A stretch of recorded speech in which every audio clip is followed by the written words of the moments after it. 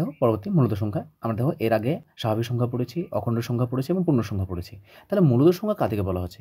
মূলদ সংখ্যার সংজ্ঞা যদি আমরা লিখতে চাই, তাহলে মূলদ সংখ্যা দেখো যে সকল সংখ্যাগুলিকে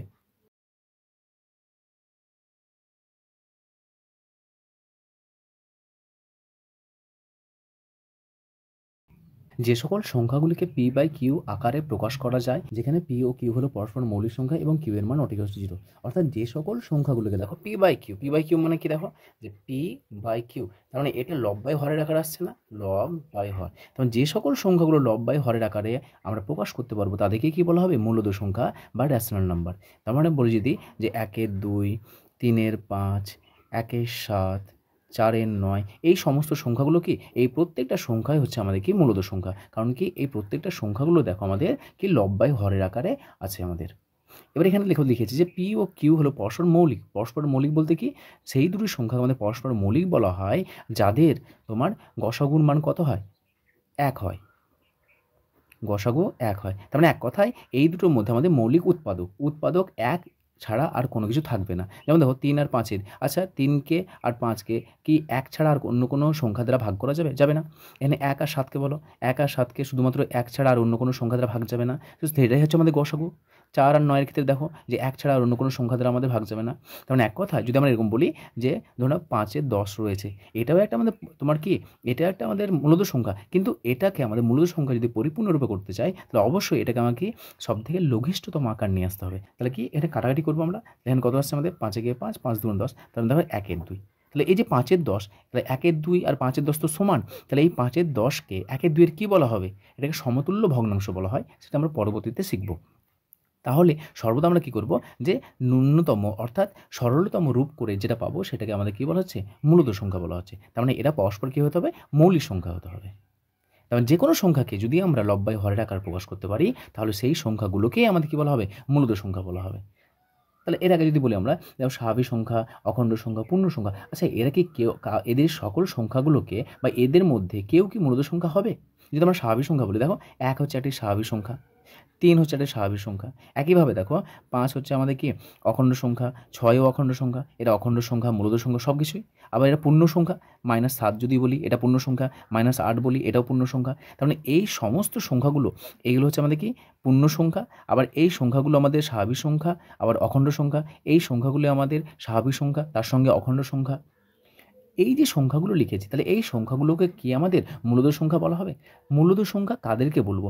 যে সকল সংখ্যা পি বাই কিউ মানে লব বাই হরের আকারে প্রকাশ করতে পারবো। আচ্ছা বলো তো, এখানে 1 লিখেছি, 3 লিখেছি, তাহলে এই 1 একে কি মূলদ সংখ্যা বলতে পারবো? একে কি লব বাই হরের আকার লেখা যাচ্ছে?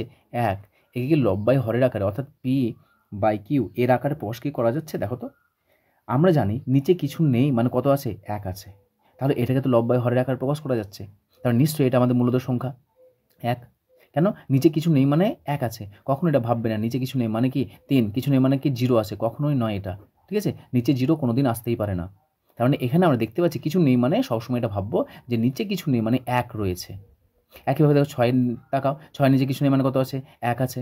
তার মানে এই প্রত্যেকটা সংখ্যার নিচে কিছু নেই মানে 1 আছে, অর্থাৎ এদেরকে আমাদের কি পি বাই কিউ আকারে প্রকাশ করা যাচ্ছে। যেখানে পি এর মান উপর দেখতে পাচ্ছি 3, নিচে কিউ এর মান কত? কিউ এর মান 1, তাহলে কিউ এর মান 0 হওয়া চলবে না, তো 0 তো নেই কেউ, তার মানে কিউ এর মান এখানে কত? 1। 5-এর ক্ষেত্রেও তাই, 5 বাই কিছু না মানে 1, -7 কিছু নেই মানে 1, তাহলে এখানে যদি বলি আমি -7 সমান হচ্ছে -7/1, -7 সমান হচ্ছে -7/1, দেখেন পি এর মান কত? পি এর মান -7 আর কিউ এর মান কত? 1। তাহলে অবশ্যই এই সকল সংখ্যাগুলোকে আমাদের কি পি বাই কিউ আকারে প্রকাশ করা যাচ্ছে। সুতরাং আমরা বলতে পারি যে স্বাভাবিক সংখ্যা, অখণ্ড সংখ্যা, পূর্ণ সংখ্যা, এই সকল সংখ্যাগুলোকে কি, এই সকল সংখ্যাগুলি হলো আমাদের মূলদ সংখ্যা। পরবর্তী দেখো, আমরা কয়েকটা কোশ্চেন লিখে নিয়েছি যে মূলদ সংখ্যার দলকে কোন অক্ষর দ্বারা চিহ্নিত করা হয়? সবথেকে ছোট বা বড় মূলদ সংখ্যা কত? সকল স্বাভাবিক সংখ্যা হলো মূলদ সংখ্যা, সকল অখণ্ড সংখ্যা মূলদ সংখ্যা, সকল পূর্ণ সংখ্যা মূলদ সংখ্যা। এগুলো আমরা সত্য মিথ্যা দেখব, সত্য অথবা মিথ্যা, এটা আমরা বলেই ফেললাম। মূলদ সংখ্যার সংখ্যারেখা স্থাপন। তার প্রথম হচ্ছে মূলদ সংখ্যাকে কোন অক্ষর দ্বারা চিহ্নিত করা হয়? আমরা যেমন স্বাভাবিক সংখ্যাকে একটা অক্ষর দ্বারা চিহ্নিত করেছি এন দ্বারা, অখণ্ড সংখ্যাকে চিহ্নিত করেছি আমরা ডাব্লিউ দ্বারা, এবং পূর্ণ সংখ্যা যে দল রয়েছে পূর্ণ সংখ্যার দলকে আমরা জেড দ্বারা সূচিত করেছি। অনুরূপভাবে আমরা কি করব, যে মূলদ সংখ্যা এই দলকে দেখো রেশনাল নাম্বার, এই মূলদ সংখ্যার দলকে আমাদের কিউ দ্বারা সূচিত করা হয়। দেখেন দেখো বলতে পারো যে স্যার তো আর দ্বারা রেশনাল নাম্বার আর দ্বারা সূচিত করা হচ্ছে, তাহলে আর দ্বারা কেন হয় না? কারণ আর দ্বারা দেখো আমাদের রিয়েল নাম্বার রয়েছে, সেই রিয়েল নাম্বারকে আমাদের ক্যাপিটাল আর বা স্কিট আর দ্বারা সূচিত করা হয়। সেই জন্য আমাদের কি, যেহেতু এটা স্ট্যান্ডার্ড নোটেশন, কোন অক্ষর দ্বারা যেখানে কিউ দেখতে পাবে, কিউ মানে হচ্ছে সেটা কি মূলদ সংখ্যা, তার মানে আমাদের মূলদ সংখ্যা দল, মানে মূলদ সংখ্যা দল বলতে এখানে বোঝাচ্ছে যে মূলদ সংখ্যা তো একটা না, অসংখ্য মূলদ সংখ্যা রয়েছে, সেই জন্য মূলদ সংখ্যা দলকে আমাদের কি অক্ষর দ্বারা প্রকাশ করা হয়? কিউ অক্ষর দ্বারা প্রকাশ করা হয় বা চিহ্নিত করা হয়। সব থেকে ছোট দেখো, তাহলে যদি আমরা সব থেকে ছোট কথা বলি, তাহলে কিউ এই সব থেকে ছোট মূলদ সংখ্যা পাওয়া যাবে? কারণ দেখো যেহেতু আমাদের পূর্ণ সংখ্যাই পাওয়া যাচ্ছে না, আর সমস্ত পূর্ণ সংখ্যাই হচ্ছে আমাদের মূলদ সংখ্যা, তাহলে নিশ্চয়ই এখানে আমাদের মূলদ সংখ্যা সব থেকে ছোট বা সব থেকে বড় এখানে কোথাও পাওয়া যাবে না, তার মানে এখানে আমরা কি পাবো না। তারপর দেখো সকল স্বাভাবিক সংখ্যা হলো মূলদ সংখ্যা। আমরা একটু আগে দেখলাম যে সকল স্বাভাবিক সংখ্যাগুলোকে পি বাই কিউ আকারে প্রকাশ করা যায়, সুতরাং সকল স্বাভাবিক সংখ্যা হচ্ছে মূলদ সংখ্যা। সকল অখণ্ড সংখ্যা, যতগুলো অখণ্ড সংখ্যা আছে প্রত্যেকটা অখণ্ড সংখ্যাগুলোকে আমরা কি করতে পারি, তোমার পি বাই কিউ আকারে প্রকাশ করতে পারি, সুতরাং আমাদের সকল অখণ্ড সংখ্যা মূলদ সংখ্যা, এটাও সত্য। তৃতীয় রয়েছে দেখো আমাদের কি, যে সকল পূর্ণ সংখ্যা হলো মূলদ সংখ্যা, তো সকল পূর্ণ সংখ্যাগুলিকেও আমরা পি বাই কিউ আকারে প্রকাশ করতে পারি, সুতরাং আমাদের সব পূর্ণ সংখ্যা হলো আমাদের কি মূলদ সংখ্যা। তো চিত্রের মাধ্যমে যদি প্রকাশ করতে চাই, তাহলে স্বাভাবিক সংখ্যা, অখণ্ড সংখ্যা, পূর্ণ সংখ্যা, জটিল সংখ্যা। দেখো প্রথমে সার্কেলের মধ্যে আমরা কী লিখেছিলাম, সার্কেলের মধ্যে আমরা পূর্ণ সংখ্যাগুলো লিখেছিলাম, জাস্ট এটা আমরা সূচিত করছি যে সংখ্যাগুলো কার মধ্যে কে ঢুকে আছে, 1 2 3 ডট ডট করে। তারপর আমরা দেখেছিলাম কি, ত্রিভুজ অঙ্কন করেছিলাম, এই ত্রিভুজ আমাদের কে ছিল, ত্রিভুজে শুধুমাত্র শূন্য ছিল, দেখো শূন্য লিখেছি, তার মানে এই ত্রিভুজটা আমাদের সূচিত করছে কি অখণ্ড সংখ্যা। তারপর আমরা আয়তক্ষেত্র অঙ্কন করেছিলাম, আয়তক্ষেত্রে কে ছিল আমাদের, আয়তক্ষেত্রের মধ্যে ছিল আমাদের পূর্ণ সংখ্যাগুলো ছিল -3 -2 -1, এটা ছিল আমাদের n এর পরিবার। সার্কেল যেটা অঙ্কন করেছি সেটা হচ্ছে n এর পরিবার, স্বাভাবিক সংখ্যার পরিবার। তারপর আমরা ত্রিভুজ যেটা অঙ্কন করেছি সেটা হচ্ছে w এর পরিবার, অখণ্ড সংখ্যার পরিবার। আর যেটা আমরা আয়তক্ষেত্র অঙ্কন করেছি সেটা হচ্ছে আমাদের কি পূর্ণ সংখ্যার পরিবার। কিউ থাকছে, যেগুলো আমরা 1/2 3/2 5/7 ডট ডট করে এই সংখ্যাগুলো লিখতে পাচ্ছি। তাহলে বলো, এই যে চিত্রের মধ্যে এদের মধ্যে সবথেকে বড়টাকে, সবথেকে বড় সংখ্যাকে সবথেকে বড় দেখতে পাচ্ছি এখানে আমাদের কি কিউ সবথেকে বড়। তারপরে এর থেকে কেউ একটু ছোট আছে জেড, কারণ কিউ এর মধ্যে সমস্ত সংখ্যাগুলো ঢুকে আছে, কিউ এর মধ্যে দেখো ডাব্লিউ ঢুকে আছে, এন ঢুকে আছে, জেড ঢুকে আছে। তারপর দেখো এই জেডের মধ্যে কে আছে, মানে এই যে জেড যে আয়তক্ষেত্র অঙ্কন করছে, আয়তক্ষেত্রের মধ্যে কে কে আছে, আয়তক্ষেত্রের মধ্যে আমাদের তোমার ত্রিভুজ আছে এবং তার সঙ্গে কে আছে, বৃত্ত আছে। তার মানে এই জেডের মধ্যে আমাদের তোমার এনও আছে, আবার ডাব্লিউ আছে।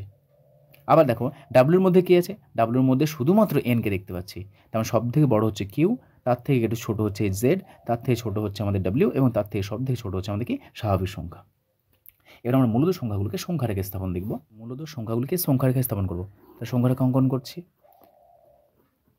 +∞, -∞, মাঝখানে আছে আমাদের 0, এটা আছে আমাদের 1, এটা 2, এটা 3, এটা 4, এটা আছে -1, এটা -2, এটা -3 ডট ডট আপ টু কত -∞, এখানে আপ টু +∞।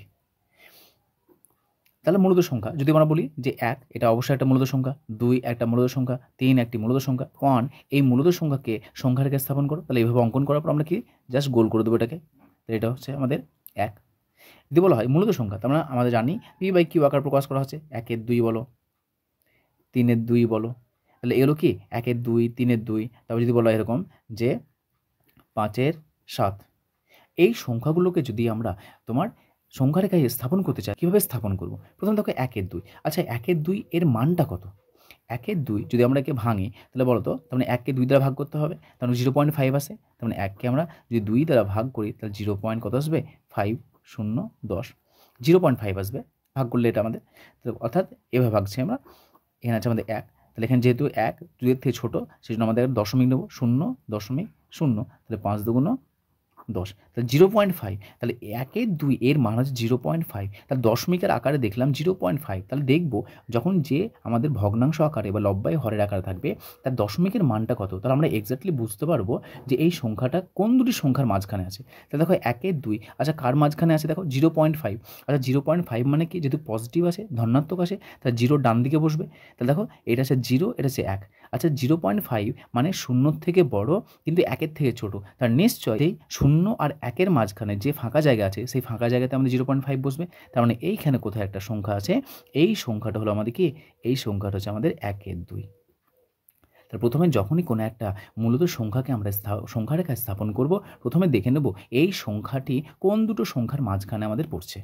তারপর দেখো 3-2, তা 3-2কে যদি সংখ্যারেখায় বসাতে চাই তাহলে প্রথমে কী করবো, 3-2কে আমরা ভাগ করে নেব, তাহলে 3কে 2 দিয়ে ভাগ, তাহলে কত হবে 1.5 আসবে, যেমন 3কে 2 দ্বারা ভাগ করছি, তাহলে 2-কে 2 বিয়োগ করলে 1.0, 5×2 10, তাহলে কত পেলাম 1.5। আচ্ছা 1.5 যে সংখ্যাটি পেলাম এটাই হচ্ছে আমাদের 3-2, এই সংখ্যাটি কোন দুটো সংখ্যার মাঝখানে আছে দেখো 1.5, তো 1.5 মানে কি 1-এর থেকে বেশি আর 2-এর থেকে ছোট কম, তার মানে দেখো 1 থেকে বেশি এবং 2-এর থেকে ছোট, তার মানে নিশ্চয়ই এইখানে কোথাও একটা আছে আমাদের, তার মানে এই যে সংখ্যাটা, তাহলে এইখানে কত হলো আমাদের, এই সংখ্যাটি হচ্ছে আমাদের কি 3-2।